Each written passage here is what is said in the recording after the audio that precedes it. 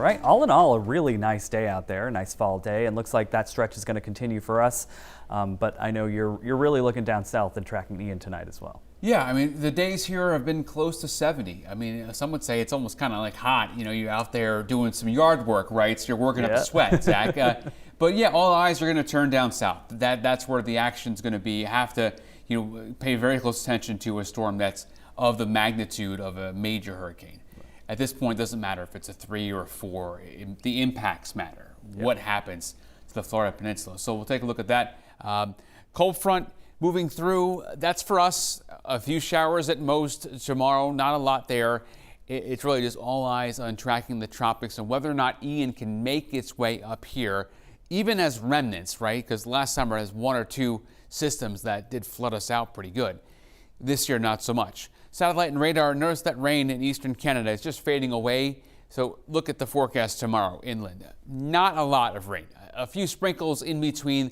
The computer's not going to pick that up. I guess I could get up there with the pencil and draw a few, raindrops on there. But all in all, I don't expect a lot as far as issues. Not going to be a lot of wind. You will notice a front comes through, but this is not going to be one of those late September fronts with big teeth to it. Not really the case. Hour by hour forecast here as we're seeing throughout the day. Clouds here through the overnight, especially down east. They're really locked in with the fog. But everyone else waits until about 9 o'clock in the morning for the cloud cover to slide through. Here's that shower activity just kind of sliding into the Bangor area at about 2 o'clock in the afternoon. So hopefully if you washed the car recently, you don't get hit with a couple of showers to ruin the car, or the car wash on the car. All good into Wednesday night. And when I said not a lot of rain, I really meant it. I mean, 1/10 of an inch in Bangor, that's it. So let's head down south. This is where all the action is tonight. The Florida Peninsula covered with clouds now. Panhandle, not so much. That is Ian. Still, it's a Category 3. It just underwent an eye wall replacement cycle, which means it has now formed a new eye wall.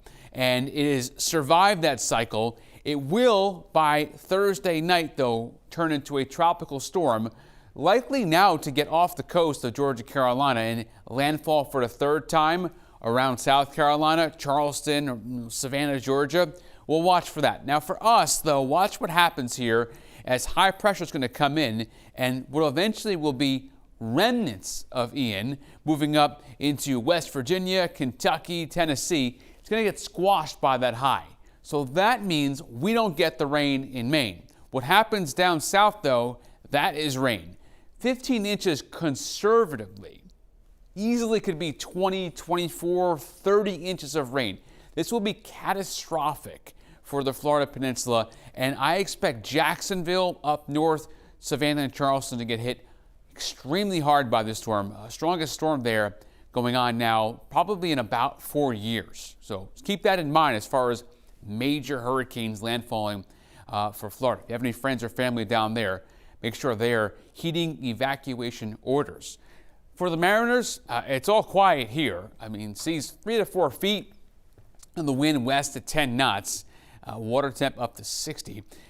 Forecast inland next 7 days. We talked about it. I mean, a little breezy Thursday, another front kind of coming through in the back door. The weekend looks good, especially the first half. We'll get another front to come through, Zach, on Saturday. So Sunday will be cooler than Saturday. So I guess if you're a fan of summer, you enjoy Saturday a little more. We're closer to 70. Not that that's really summer, but Sunday you'll notice it feels a little bit more like Maine. And then by Monday, how about 58? And no, that's not going to make anyone break out a winter coat around here, but it definitely will get you in the mood for the pumpkins. And 70, though, on the first day of October is pretty good. I'll take it. If you like it warm, that's not bad. Thanks, Jason.